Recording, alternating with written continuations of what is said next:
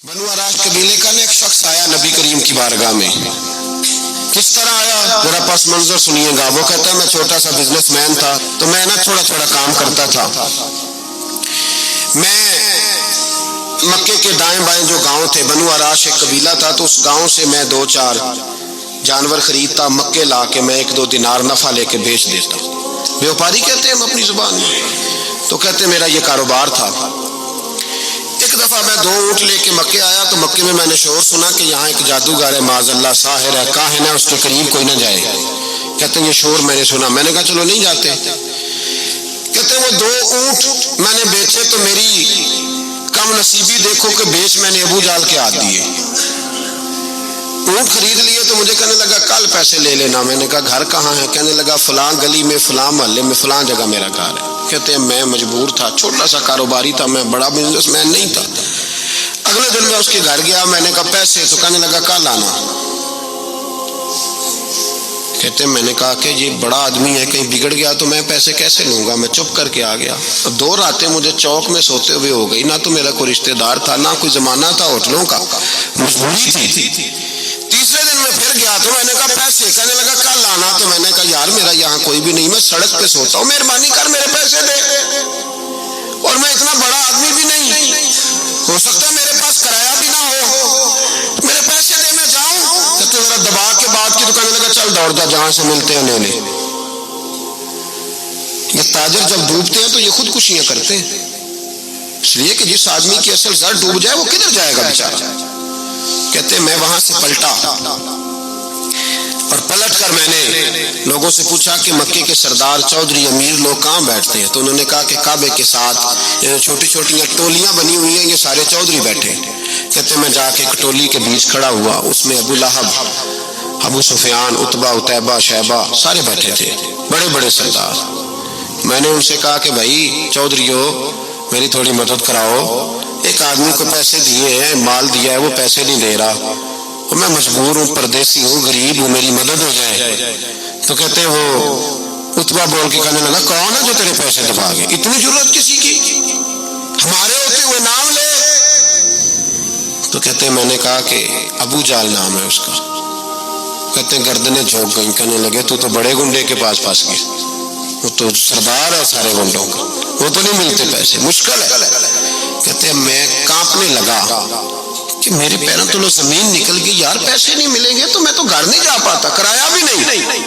कहते उतैबा ने मजाक किया, सामने खाना काबा के साथ टेक लगा के रसूल पाक तशरीफ फरमाते, माज़अल्लाह सुम्मा माज़अल्लाह, नकले कुफर कुफर न बाशद। उसने मजाक किया, कहने लगा वो जो बंदा बैठा है ना, वो तेरा मसला हल कर सकता है।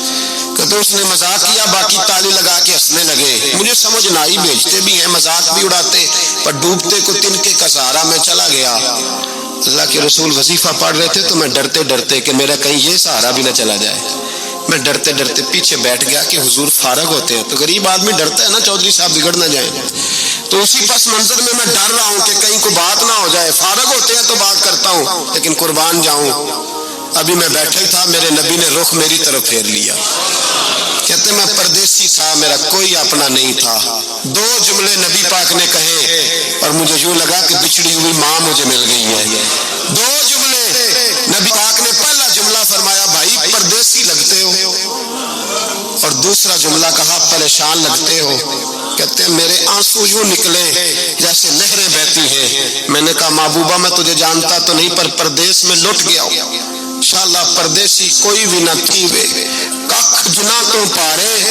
हुजूर एक आदमी ने पैसे दबा लिए। कहते जब मैं रोया तो नबी पाक ने ना नाम पूछा उस बंदे का, ना काम पूछा, मेरी गर्दन पे थपकी दी, फरमाया फिक्र ना कर, जैसे तो कहेगा वैसे ही हो जाएगा।